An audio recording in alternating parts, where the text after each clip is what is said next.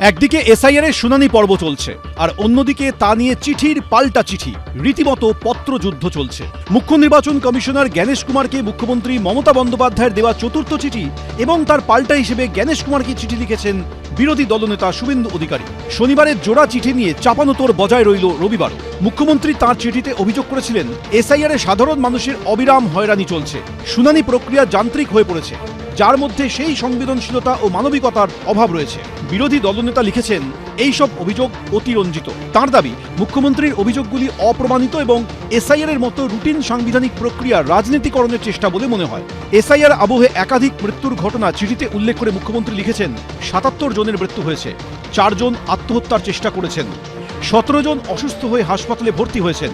এর জন্য দায়ী নির্বাচন কমিশনের পরিকল্পনাহীনতার ফলে তৈরি হওয়া ভয়, মানসিক চাপ ও কাজের চাপ। বিরোধী দলনেতার দাবি, এই সংখ্যাগুলি মন গড়া। এসআইআর এর সঙ্গে এই মর্মান্তিক ঘটনাগুলি যোগসূত্রের কোনো প্রমাণ নেই। উল্টে স্থানীয় প্রশাসনের ভুল ত্রুটিগুলি ধামাচাপা দিতে কেন্দ্রীয় প্রতিষ্ঠানগুলিকে বলির পাঁঠা করার চেষ্টা হচ্ছে। শুভেন্দু অধিকারী রাজ্যের ঘটনাচক্রে বিতর্কিত মামলা চলাকালীন মামলায় বিবেচনাধীন বিরোধী দলনেতা, কিন্তু তিনি নির্বাচন কমিশনের পিআরও চাকরিতে জয়েন করেছেন, এখনো তো সেরকম খবর পাইনি। যখন কোনো মানুষকে নামের বানানের একটা অক্ষর ভুলের জন্য এপ্রান্ত ওপ্রান্ত ছুটে বেড়াতে হচ্ছে, যখন ৮০-৮৫ বছরের বয়স্ক মানুষকে এই শীতের দিনে হিয়ারিংয়ে যেতে হচ্ছে, তারা তো দেখতে পাচ্ছেন কি ঘটছে।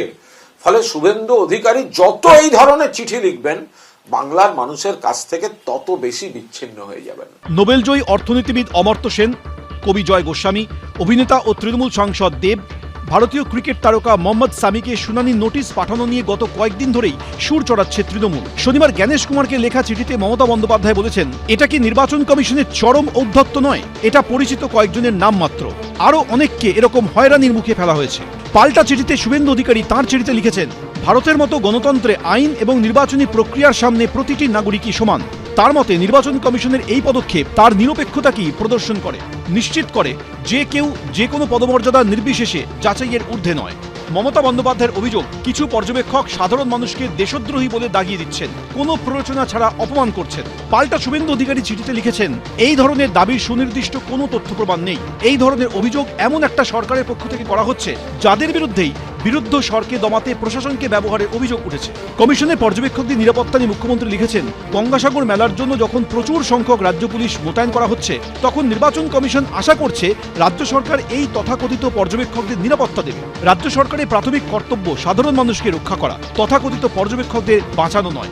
এ নিয়ে বিরোধী দলনেতা লিখেছেন, নির্বাচন কমিশন আশা করে রাজ্যগুলি কমিশন নিযুক্ত অফিসারদের নিরাপত্তা দেবে এবং এক্ষেত্রে কোনো ত্রুটি হলে তার দায় সংশ্লিষ্ট সেই রাজ্য প্রশাসনের উপর বর্তাবে। পশ্চিমবঙ্গ সরকারের সুবিধা হয়ে গেছে এসআইআর, চাকরি নিয়ে আলোচনা করতে হচ্ছে না, শিল্প নিয়ে আলোচনা করতে হচ্ছে না। চিঠিতেও লিখছেন আপনি নিজে, আবার বলছেন উত্তরও পাবেন না।